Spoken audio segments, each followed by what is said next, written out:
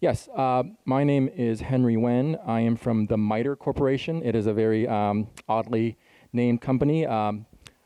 Supposedly it stands for MIT something something, but that's never been confirmed nor denied.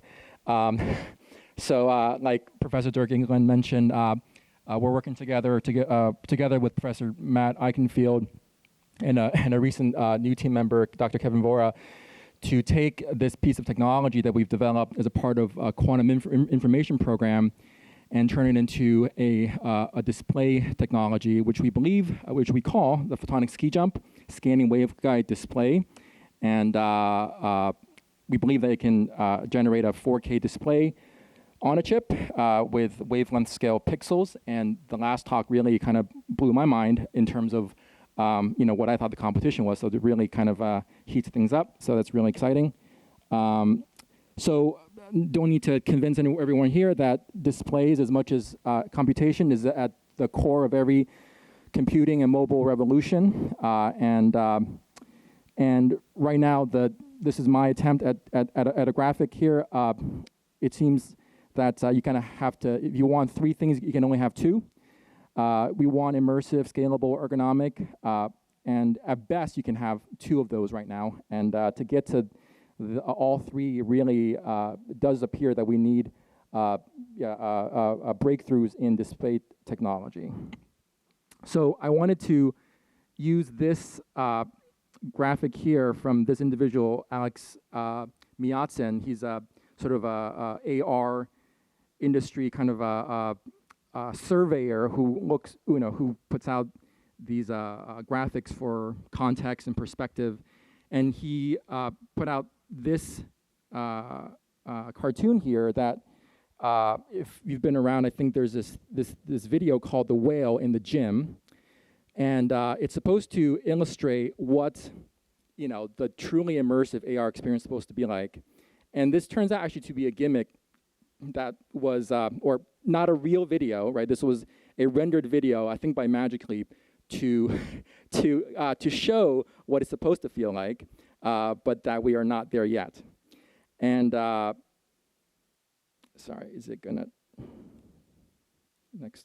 And the second part of the graphic was, okay, where are we on the FOV PPD trade space?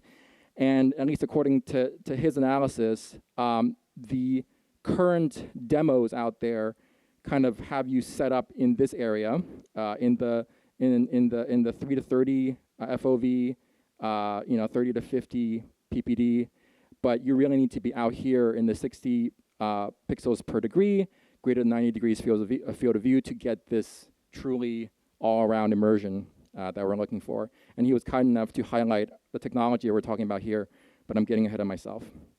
So how do we get from here, this march of progression, to here? I'm using some of my favorite movies. If you've seen either Mission Impossible or The Kingsman, we leave it to Hollywood to give us truly inspiring visions of what this will do for us. So again, quoting someone from Meta, this slide was put up earlier. This seems to be, I'm coming from outside of the display world, but this seems to be at least one narrative that LCOS is mature, micro LED is the up and coming, and that lasers are the eventual final solution. Whether that ends up being the case waits to be seen, but we're one of the horses in this race at this point. So, but laser scanning, at least the main example, has been complicated and bulky, right? And I think, we've heard a lot about the HoloLens 2, but actually the optical module is quite large. This is what it looks like in a teardown. So here's where I want to ask, what is actually the ultimate resolution limit, right? So if anyone's ever done any microscopy, we know that it's the airy disk, right, of your imaging system, and that is essentially controlled by your numerical aperture, and that should be could be as small as half a micron, for example, for a reasonable but high NA objective like 0.7, okay, a microscope objective, So can we ever make a pixel like this? And the answer is we have. And it's been around for a few decades. But you can only make a few of them, right? And we've done this in a high-NA waveguide on PICs. So here you have a sub-micron, half a micron, you can call it a pixel on the edge of a chip. But can you ever use this as the pixel for a display? And this is if you could just throw away reality and imagine what an array of diffraction limited waveguides would look like. It would be something like this, and you can fit about almost 500 pixels in a 10 micron by 10 micron area, right? And that would be roughly the size of a few pixels of micro LEDs, at least of what the conventional sizes are, not what the presenter before us showed, but that's sort of what we're imagining here. And so this is what, if you were to take that thought experiment one step further, what you would need to have is a bundle of nanoscale waveguides. Is that realistic? And as far as I can imagine, it's not yet realistic to build that structure. And even if you did, what would the fan out be like, right? So instead of a true waveguide array, could we do something different, right? Here is a cartoon of a photonic chip. Could we go in well, you could imagine stacking it. Would that ever work? Not like this, because the chip itself is a few microns thick. So what if we went in the other dimension and released the waveguides from the surface of the chip? This is possible, okay? So now we've taken a string of beam spots that were pointed to the side, now we pointed them up. Okay, have we gotten anything out of this? We can, if we can now move these waveguides, okay? And, and if we can move these waveguides around very quickly, we can, within the refresh time of the human vision system, essentially create a very dense array of beam spots, okay? And that's what we've been able to do. This is one of our piezo photonic chips where we were able to release a large number of what we call ski jump cantilevers. And you see them all curling up at different angles because that was by design. We tuned the mechanical stress engineering in order to optimize the upward curvature. And it's a platform that has a piezo-mechanical layer underneath the optical layers. And by driving them at the mechanical resonance frequencies, we can get motion in the longitudinal, in the lateral, and also in the combined two dimensionals. And I often get asked, how do you drive it to the side, right? The back and forth seems natural, but what about the side to side? So it actually turns out for the ideal design, you should have a split actuator, left and right of the cantilever, and you can actually drive the two resonances together, but in different phase. So for the back and front, you drive the two actuators in phase. For the left and right, you drive them out of phase. Because there are different frequencies, you can combine them, and they respond as they should, based on the phase driving. So what does the demonstration look like? So here are some of the pictures we're able to generate. So, sorry, I skipped too fast. So right now we don't have lasers on chip, so we just take some off-chip lasers, we current modulate them, combine them, and then put them onto onto the chip. Yes, that does say vacuum sealed PIC. So this at least right now requires or operates best in a vacuum environment. That may not be absolutely necessary, but that's the way it is right now. Okay. But with this, we're able to essentially create pretty pictures like this.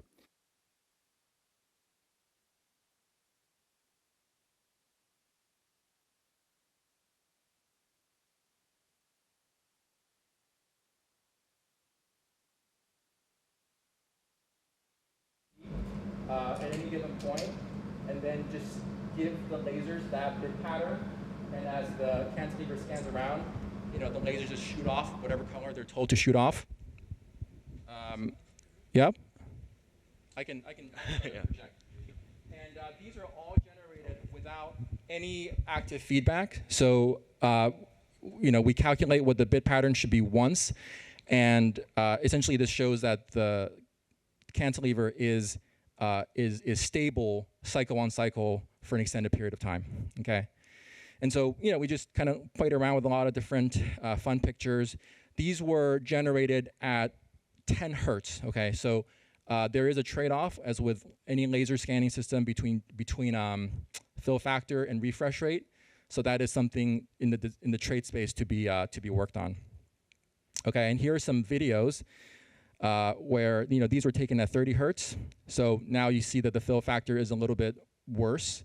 But yeah, so you can see that we can do video with this, and that there's room to improve on the fill factor refresh rate product there. So and just again for context, we can in the right lighting we can literally see this image generated at the tip of this waveguide as we look at it through the microscope. And this is about 30,000 pixels in the area of 2 typical phone pixels. So we like to think that the laser approach can be both efficient, bright, and high resolution. Yeah, let me skip this. Well, the idea here is that we are not just doing a scanning display or an array display, but that ultimately what we want to do is an array of scanners type display, okay? And that's the end goal that we're trying to get to, is can we build a display based on an array of nanoscale cantilever scanners? All right, that one was working okay. Great, so is it gonna let me move forward? Okay, and so you might be asking, what does the integration of this look like? It's gonna need some coupling optics at the output. This here is a module that we use in the lab for demos. It was built for our quantum experiments, but the end goal is to package it in something that looks like a cell phone camera module. In many ways, the lenses designed for that are nearly ideal for this. There's some nuances that need to be worked out, but this is sort of the what one could imagine the final product looking like, once it's all put together. So just a very rough, zeroth order cost analysis, right? These phone camera modules are about $25 or less. I can get them from the iPhone repair shop. Our chips, we can essentially get about 12,000 dies of about 5 by 5 millimeters each, and that can host about 250 of our scanners at their current dimension. And there's a lot of engineering, there's a big trade space to be optimized in terms of what is the ideal actuator shape. Can we make it go faster? We can add multiple waveguides onto the same scanner to essentially paint with a broader brush. Yeah, and then how do you deal with vacuum, vacuum sealing, laser integration? So those are all kind of open questions that need to be answered. So if you assume a 2 micron beam spot, right, that gets you about 8 megapixels from that 5 by 5. If you assume a 1 micron beam spot, that gets you about 30 million pixels. If you assume a half a micron beam spot, you get about 100 megapixels or more. Okay. So, all right, and if you take those numbers and put them on this plot, this is meant to be a little bit facetious, but you can reach what we hope we need for the whale demonstration. So I'm not sure how I'm doing on time, but questions about stability. We've done some tests over at least durations of tens of hours to show that it is stable and that the drifts are very slow. So, for example, here is a RGB test pattern that we test over about 15 hours, and you can see that the shape of it does distort, but those all can be compensated for with some slow mechanism, and these are all taken, open loop and free running. And here is also a fast acquisition where we just illuminated the pattern in one streak at a 50 hertz rate. Essentially, it's scanning a much larger pattern, but we only turn the laser on for that one short part of the scan, just to show that scan on scan, it's very stable. Okay. So what's next? A lot of engineering, a lot of risk reduction, designing whatever the micro lens or micro optic coupling needs to be, figuring out vacuum packaging and all the controls that need to go around it. So we're looking for industry feedback, partners who want to, explore whether this can be a new approach to displays, and some people to help us get this idea off the ground. So if you're interested in that, please come talk to me afterwards. Great, thank you for your time.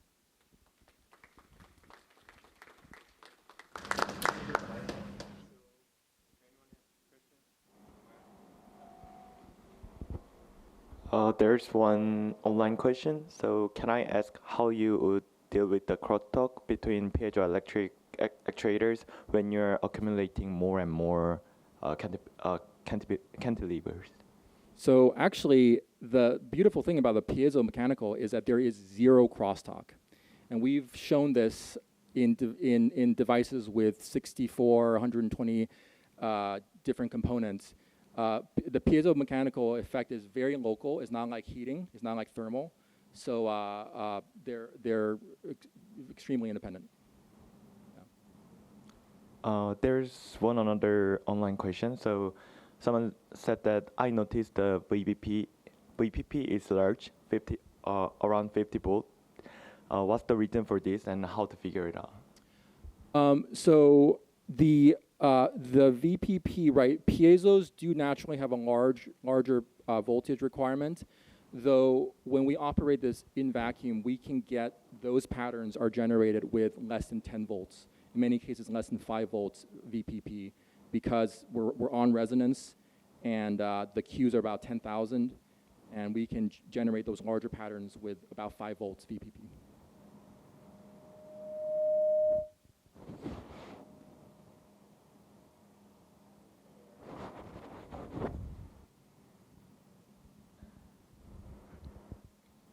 You can do much smaller pixels than a DMD. So if I took a DMD and just glued waveguides on top of it, could I get similar effect? I mean, from a mechanical point of view, that you could think about it like that. But the beauty of this is, if I back it up, is that it's actually integrated with an entire PIC, integrated photonic platform, where we have modulators, splitters, color combiners, and essentially we can avoid all the upstream optics. Essentially, there's no free space illumination optics for this at all. It's all in waveguide, right? If we can get lasers on the chip, everything's in waveguide.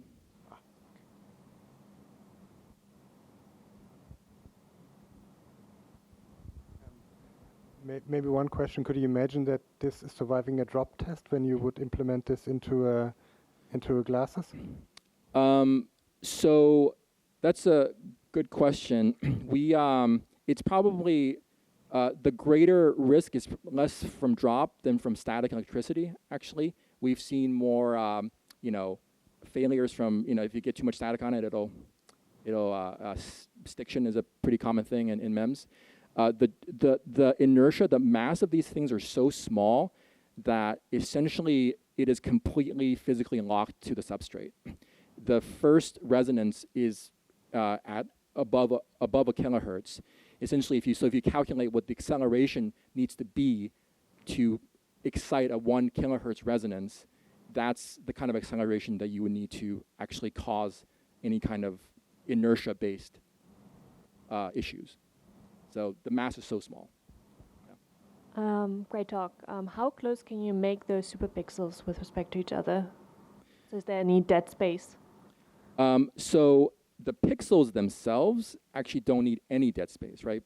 I meant the The cantilever. cantilevers, right. So the cantilevers, that's subject to if we need to route, right, those waveguides in between. So the waveguides, a single waveguide needs about, I'd say, to be safe, 3 micron of space in between. Now, if you have an extended array, you probably want to be fitting up to 10, 20 waveguides in between. So we're looking at a few tens of microns. And so, right, there is this design process where you have to think about how do you get a cantilever that optimally covers its own area and any interstitial area. So that's part of the trade-off space for this particular platform. Okay, thanks.